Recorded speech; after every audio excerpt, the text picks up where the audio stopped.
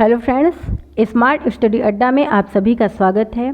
हिंदी के इस सेशन में हम 40 प्रश्नों की प्रैक्टिस करेंगे। ये class Uttar Pradesh police constable, sub inspector, Bihar police, UP TET, C TET सभी के लिए इम्पॉर्टेंट क्लास है। आइए सेशन को स्टार्ट करते हैं। क्वेश्चन है, महावीर प्रसाद द्विवेदी ने आदिकाल को क्या संज्ञा दी है? ऑप्शन है बीजवपन काल, आदिकाल, वीरगाथा काल या चारण काल। तो इसका राइट आंसर ए होगा, बीजवपन काल। अगला क्वेश्चन है, जो व्याकरण जानता है वाक्यांश के लिए एक शब्द है?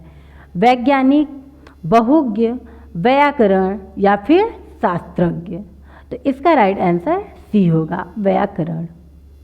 अगला क्वेश्चन है, कामायनी किस प्रकार का ग्रंथ है? खंड काव्य है, मुक्तक काव्य है, महाकाव्य है या फिर चंपू काव्य है? तो इसका राइट आंसर सी होगा, कामायनी जो है ये महाकाव्य है। अगला क्वेश्चन है, हिंदी का आदि कवि किसे माना जाता है? अब्दुल रहमान को, सरहपा को, स्वयंभू को या फिर पुष्पदत्त को? तो इसका राइट आंसर सी होगा, हिंदी का आदि कवि स्वयंभू को माना जाता है। अगला क्वेश्चन है, अधन ई बराबर ए स्वर संधि के किस भेद को व्यक्त करता है? दीर्घ संधि, गुण संधि, वृद्धि संधि या फिर यण संधि? तो इसका राइट आंसर होगा बी, गुण संधि। अगला क्वेश्चन है, कृदंत प्रत्यय किन शब्दों के साथ जोड़ते हैं? संज्ञा के साथ, सर्वनाम के साथ, विशेषण के साथ या फिर क्रिया के साथ? तो इसका राइट आंसर डी होगा, कृदंत प्रत्यय क्रिया के साथ जोड़ते हैं। अगला क्वेश्चन है, संस्कृत के ऐसे शब्द जिसे हम ज्यों का त्यों प्रयोग में लाते हैं कहलाते हैं? तत्सम, तद्भव, देशज या फिर विदेशज? तो इसका राइट आंसर ए होगा, तत्सम। तद्भव शब्द वे शब्द होते हैं जो संस्कृत से निकलकर अपना रूप परिवर्तन करके प्रयोग किए जाते हैं, उन्हें तद्भव कहते हैं। देशज शब्द वे शब्द होते हैं जिनकी उत्पत्ति का पता नहीं होता है, आम बोली भाषा में प्रयोग किए जाते हैं, उन्हें देशज कहते हैं। विदेशी शब्द वे होते हैं जो बाहर के देशों से भाषा आई हुई है, उन्हें विदेशी शब्द कहते हैं। इम्पॉर्टेंट क्वेश्चन है, आप लोग ध्यान दीजिएगा, यहाँ से एग्जाम में ज़रूर क्वेश्चन पूछे जाते हैं। अगला क्वेश्चन है, निम्नलिखित में कौन सा शब्द तत्सम है? ऑप्शन है उद्गम, खेत, कोट या फिर अजीब? तो इसका राइट आंसर ए होगा, उद्गम तत्सम शब्द है। अगला क्वेश्चन है, निम्नलिखित में विकारी शब्द कौन सा है? ऑप्शन है आज, यथा, परंतु या फिर लड़का? तो इसका राइट आंसर डी होगा, लड़का जो है ये विकारी शब्द है। विकारी शब्द 4 होते हैं, संज्ञा, सर्वनाम, क्रिया और विशेषण। तो लड़का क्या है? संज्ञा है, लड़का संज्ञा है। अगला क्वेश्चन है, देश को हानि जय चंदों से होती है, रेखांकित में संज्ञा है? जातिवाचक, भाववाचक, व्यक्तिवाचक या फिर द्रव्यवाचक? तो इसका राइट आंसर जो होगा ए होगा, जयचंदो मतलब एक जाति विशेष के बारे में बात की जा रही है। अगला क्वेश्चन है, वाच्य कितने प्रकार के होते हैं? 3 होते हैं, 4 होते हैं, 8 होते हैं या फिर 5 होते हैं? तो इसका राइट आंसर ए होगा, वाच्य 3 प्रकार के होते हैं, कर्मवाच्य, कर्तृवाच्य और भाववाच्य। अगला क्वेश्चन है, निम्न वाक्य किस अव्यय से पूरा होगा? आज धन डैश डैश कोई नहीं पूछता? ऑप्शन है के बिना, साथ या फिर तक को या कहाँ? तो इसका राइट आंसर ए होगा, आज धन के बिना कोई नहीं पूछता।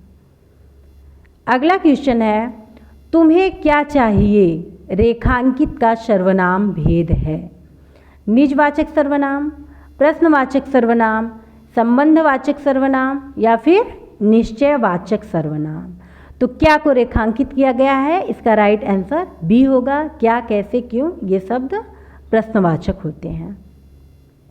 अगला क्वेश्चन है, नल बूंद बूंद टपक रहा है वाक्य में रेखांकित है। विशेषण है, क्रिया है, या फिर क्रिया विशेषण, या फिर सर्वनाम। तो यहाँ बूंद बूंद को रेखांकित किया गया है, तो इसका राइट आंसर सी होगा, क्रिया विशेषण है। अगला क्वेश्चन है, निम्नलिखित शब्दों में से एक पुल्लिंग है, उसे बताइए। बुढ़ापा, जड़ता, घटना या दया। तो दया आती है या फिर आता है? तो दया आती है। इसी तरीके से आप शब्द में लगा कर देखेंगे कि आती है या आता है, तो आप लोगों को आंसर मिल जाए। तो बुढ़ापा आती है या फिर आता है? तो बुढ़ापा आता है, तो इसका राइट आंसर ए होगा, ये पुल्लिंग है। अगला क्वेश्चन है, हिंदी में शब्दों का लिंग निर्धारण किसके आधार पर होता है? सर्वनाम के, संज्ञा के, क्रिया के, या फिर कारक के? तो इसका राइट आंसर बी होगा। हिंदी में शब्दों का लिंग निर्धारण मतलब संज्ञा के आधार पर होता है, न कि सर्वनाम और कारक के। अगला क्वेश्चन है, सदैव शब्द में कौन सी संधि है? यण संधि है, व्यंजन संधि है, वृद्ध संधि है, या फिर गुण संधि है? तो इसका राइट आंसर सी होगा, सदैव में वृद्धि संधि है। अगला क्वेश्चन है, संधि के प्रकार 3 है, 2 है, 5 है, या फिर 4 है? तो इसका राइट आंसर ए होगा। संधि के 3 प्रकार होते हैं, स्वर संधि, व्यंजन संधि और विसर्ग संधि। और अगर स्वर संधि के भेद पूछा जाए तो 5 होते हैं, दीर्घ संधि, यड़ संधि, वृद्धि संधि, अयादि संधि और गुण संधि। अगला क्वेश्चन है, निम्नलिखित वाक्यों में से किसमें अकर्मक क्रिया प्रयुक्त है? ऑप्शन है, शिशु सो रहा है, बालक खेल रहा है, छात्र पढ़ रहा है, लड़की पत्र लिख रही है।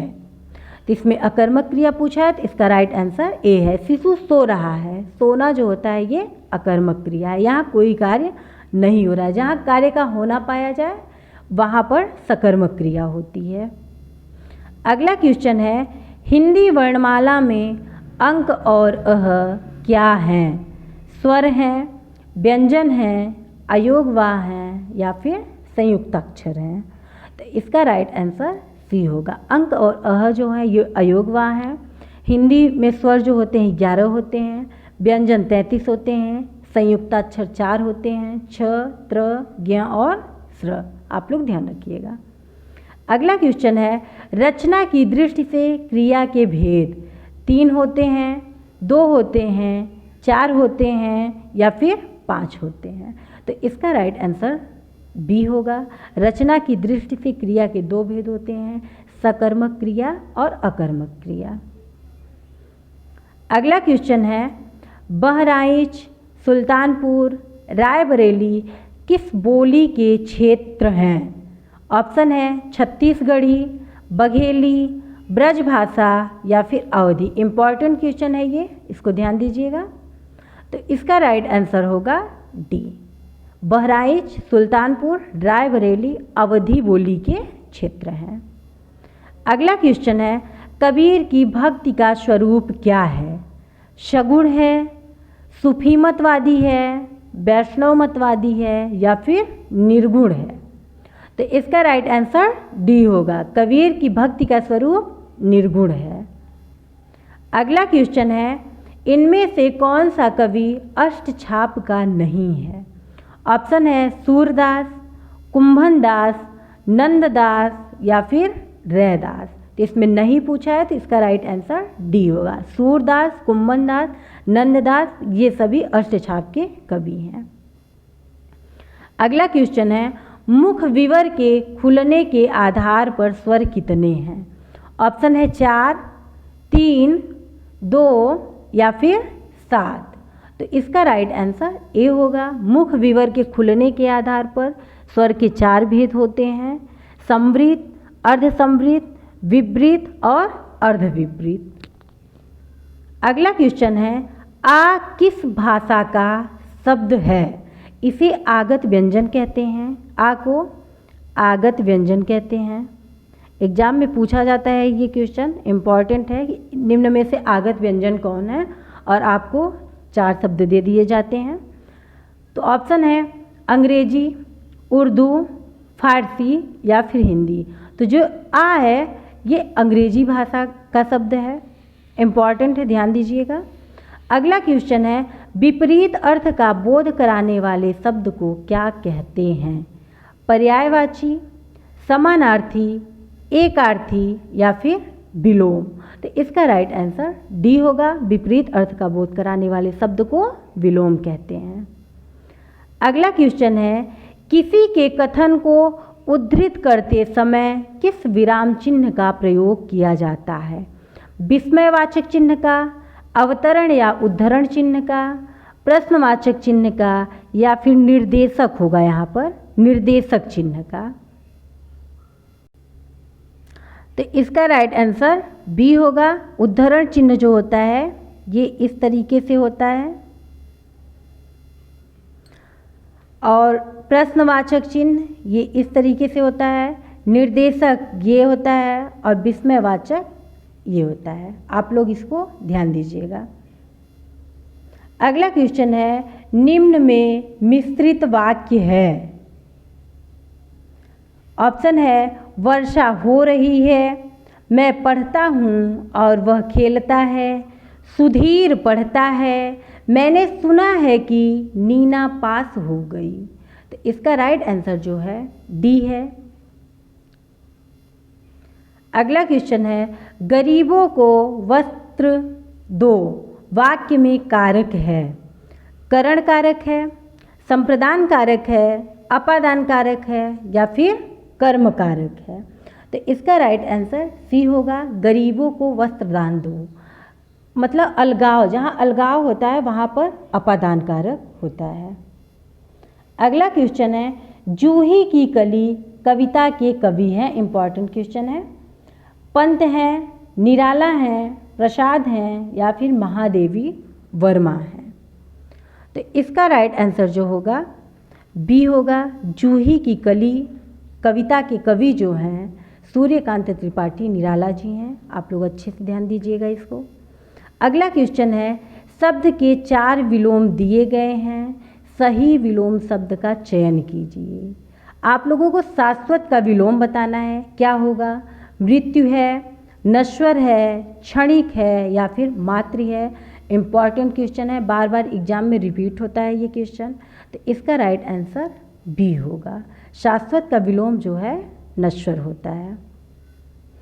अगला क्वेश्चन है निम्नलिखित प्रश्नों में दिए गए समास का सही विकल्प चुनिए। आप लोगों को तत्पुरुष समास बताना है, इनमें से कौन है। ऑप्शन है रसोई घर, त्रिभुवन, नवयुवक, सीताराम। तो इसका राइट आंसर ए होगा, इसमें तत्पुरुष समास है रसोई घर में। अगला क्वेश्चन है वर्ग का पहला, तीसरा, 5वां वर्ण क्या कहलाता है। ऑप्शन है महाप्राण, अल्प प्राण, व्यंजन या फिर स्वर। तो इसका राइट आंसर होगा बी, वर्ग का पहला, तीसरा, 5वां वर्ण अल्प प्राण कहलाता है, दूसरा और चौथा वर्ण जो है वो महाप्राण कहलाता है। अगला क्वेश्चन है तरणी का पर्यायवाची शब्द है। तो तरणी का पर्यायवाची शब्द क्या है? सूर्य है, नाम है, युवती है या फिर नदी है। तो इसका राइट आंसर ए होगा, तरणी का पर्यायवाची सूर्य है। अगला क्वेश्चन है यामा के रचयिता कौन है। ऑप्शन है सुमित्रा नंदन पंत, सुभद्रा कुमारी चौहान, महादेवी वर्मा या फिर मीराबाई। तो इसका राइट आंसर सी होगा, यामा की रचयिता महादेवी वर्मा जी हैं। अगला क्वेश्चन है तरनि तनुजा तट तमाल तरुअर बहुछाये में कौन सा अलंकार है। अनुप्रास अलंकार है, यमक अलंकार है, उत्प्रेक्षा अलंकार है या फिर उपमा अलंकार है। तो इसका राइट आंसर ए होगा, जहाँ पर वर्ण की आवृत्ति होती है वहाँ अनुप्रास अलंकार होता है, जहाँ शब्द की आवृत्ति होती है वहाँ पर यमक अलंकार होता है। अगला क्वेश्चन है, रस सिद्धांत के आदि प्रवर्तक कौन हैं? ऑप्शन है विश्वनाथ, भरत मुनि, भानुदत्त या फिर रैदास।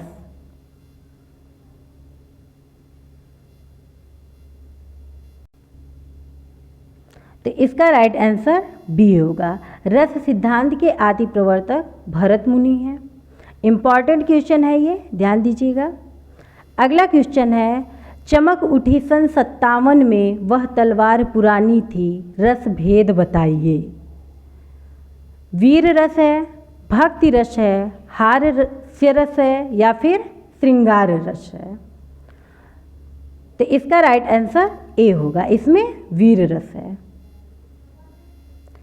अगला क्वेश्चन है, हाथ का मैल का अर्थ है तुच्छ वस्तु, कीमती वस्तु, महंगी वस्तु या फिर भारी वस्तु। तो इसका राइट आंसर ए होगा। हाथ का मैल का अर्थ होता है तुच्छ वस्तु। आप लोगों के 40 में से कितने क्वेश्चन सही हुए हैं कमेंट कीजिएगा। आप लोगों को सेशन कैसा लगा एक कमेंट ज़रूर कीजिएगा। अगर सेशन अच्छा लगा हो तो लाइक, शेयर और सब्सक्राइब ज़रूर कीजिएगा। आज की क्लास यहीं समाप्त होती है। मैंने 40 प्रश्नों को कम से कम समय में कराने की कोशिश किया आप लोगों के लिए। डेली आप लोगों को यहाँ पर 40 प्रश्नों का प्रैक्टिस सेट मिलता रहेगा। आप लोग अच्छे से पढ़ते रहिए जिससे कि हिंदी में बहुत अच्छा स्कोर कर सके। आज की क्लास यहीं समाप्त होती है। जय हिंद।